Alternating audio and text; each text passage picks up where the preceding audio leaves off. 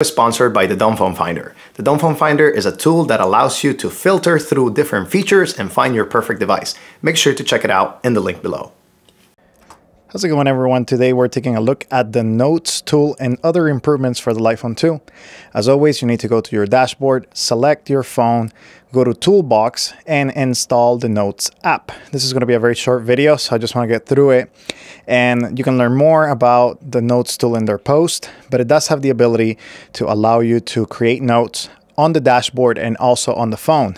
You can create notes on the phone also via audio and via text. You can delete them, edit them, and do everything like you would. When you create new ones on the dashboard, you can also look at them from a different perspective, copy from a Word document, etc., etc. I want to show you as well how it works on the phone. So make sure to go to your phone, and after that, you will see all the tools, of course. You will go to your tools and you have there whatever you have.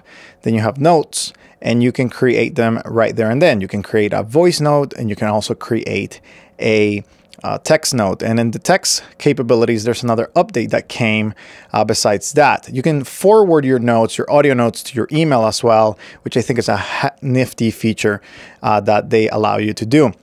But the text notes, you will also have the ability to edit.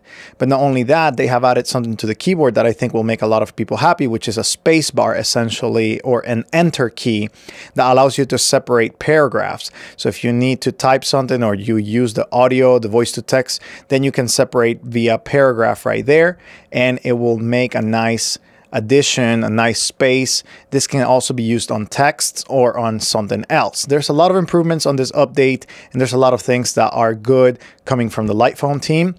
You can edit, copy, and delete your notes in here as well. And you have one of my favorite things that was updated on this version is the Bluetooth. So before, the Bluetooth couldn't connect to certain devices like cars or certain headphones because it had a code. Well, now you have this screen that I will show you in just a second. As I try to connect my iPhone or my iPad, then you have a screen that confirms the code, and you can confirm it with your other device. So if you have a device like a car or headphones that were not able to connect before, you will be able to connect them now. There's a couple of functionalities that are still testing, but they do work.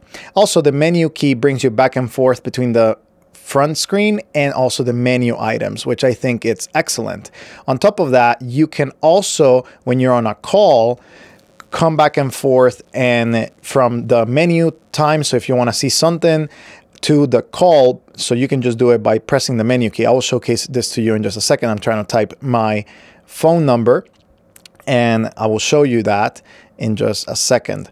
But when you're making a call, if you press the menu key, it will bring you back to the menu. And when you press it again, it will bring you back to the call. So this is a very nifty feature if you're trying to find information that somebody texted you, or somebody is texting you maybe a code, a two verification or something. It's excellent for some of those things. Now, if you have any extra questions or anything else, make sure to put them in the comments below, and I'll be interacting with you guys. I find this update to be really helpful, and I'm really excited about what is going to come in the future. Sorry for all the RGB lights. I just had a lot to do this day at work, and just wanted to put out this video so that you guys can enjoy the extra functionality. Thanks for watching, and I'll see you in the next video.